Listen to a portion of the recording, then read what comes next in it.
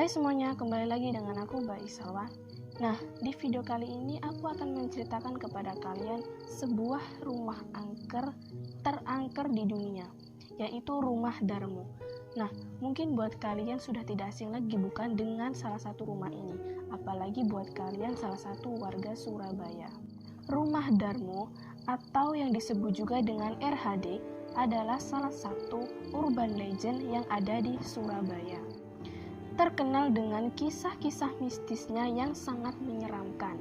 Rumah ini juga menyimpan sekali banyak cerita yang cukup membuat bulu kuduk berdiri di balik tampilannya yang menyeramkan. Kondisi rumah ini juga sangatlah tidak terawat.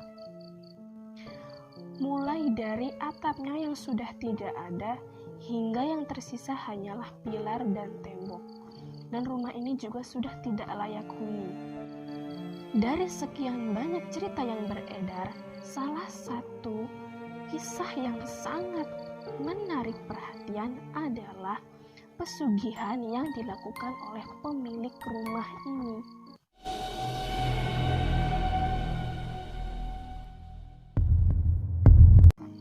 Konon, kesuksesan yang didapat dari keluarga ini adalah dengan melakukan perjanjian setiap malam Jumat untuk memberikan tumbal kepada makhluk halus.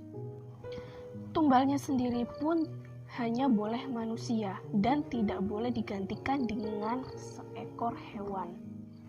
Namun suatu hari, penghuni RHD ini memutuskan untuk tidak memberikan tumbal lagi atau melepaskan hal-hal yang berbau mistis dan yang berbau pesugihan.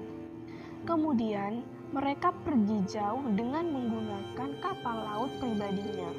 Namun yang disayangkan, pada saat di tengah perjalanan kapal tersebut tenggelam. Hingga sampai sekarang tidak diketahui penyebab dari tenggelamnya kapal tersebut, entah dari gangguan makhluk halus atau dari kesalahan teknis. Sekarang kita akan masuk dalam pembahasan pembunuhan dari pembantu dan juga baby sister yang ada di Rumah Darmo.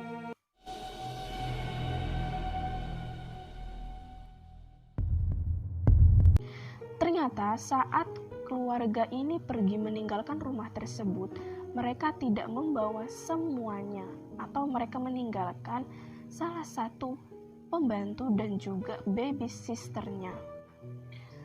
Pembantu ini dan juga baby sister ini diketahui berumur 25 tahun atau berusia 25 tahun dan ditinggalkan oleh majikannya saat pergi dari rumah ini. Naasnya, baby sister dan pembantu ini mati dibunuh atau meninggal dibunuh oleh seseorang di rumah itu.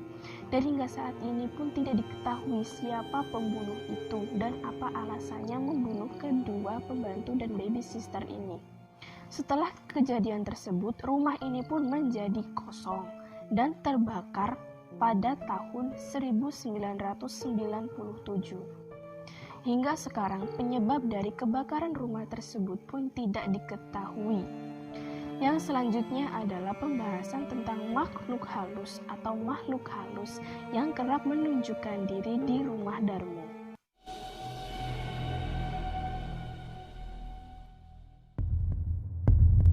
Setelah kejadian-kejadian yang terjadi dari Rumah Darmo tersebut, mulailah banyak bermunculan cerita-cerita dari warga sekitar yang mengaku kerap sekali diganggu oleh makhluk halus dari Rumah Darmo tersebut.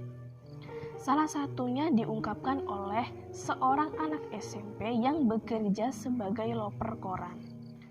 Kejadian ini terjadi saat anak itu mengirimkan koran atau mengantarkan koran pada salah satu rumah elit di Rumah Darmo Harapan. Ketika sedang berkeliling, anak ini melihat seorang wanita dengan berpakaian putih sedang berjalan sembari menundukkan diri tepat di persimpangan Jalan Permai atau di rumah RHD tersebut. Selain dari penampakan-penampakan tersebut, warga pun sering atau kerap sekali diganggu dengan suara tangisan yang terjadi pada malam hari, dan tentunya suara itu bersumber dari rumah Darmo tersebut.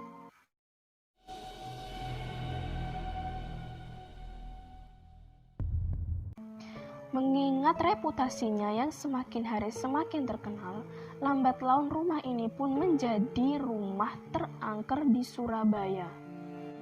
Tidak sedikit pula anak muda yang berani menantang diri mereka dengan melakukan uji nyali di rumah Darmo ini. Setiap uji nyali di rumah ini selalu berujung pada kesurupan, dan saking seringnya hal ini dianggap sebagai hal yang biasa oleh warga sekitar. Nah, jadi itulah beberapa kisah dari rumah Darmo ini. Sebenarnya rumah Darmo ini awalnya cuma rumah biasa, cuman karena pemiliknya atau aktivitas yang dilakukan dari pemilik si rumah yang tidak baik atau melakukan perjanjian dengan hal-hal yang berbau mistis ataupun dengan makhluk halus, sehingga berujung pada kematian dan menyebabkan rumah ini menjadi angker. Nah, gilanya si pemilik rumah ini saat pergi dari rumah, dia meninggalkan seorang babysitter dan pembantunya. Nah, matilah mereka di rumah itu. Apapun itu bentuknya, yang namanya melakukan perjanjian dengan makhluk halus atau melakukan hal-hal dengan yang tidak baik, itu pada akhirnya pun tidak akan berujung dengan baik. Apalagi untuk hanya kesenangan duniawi saja sampai melakukan hal seperti ini.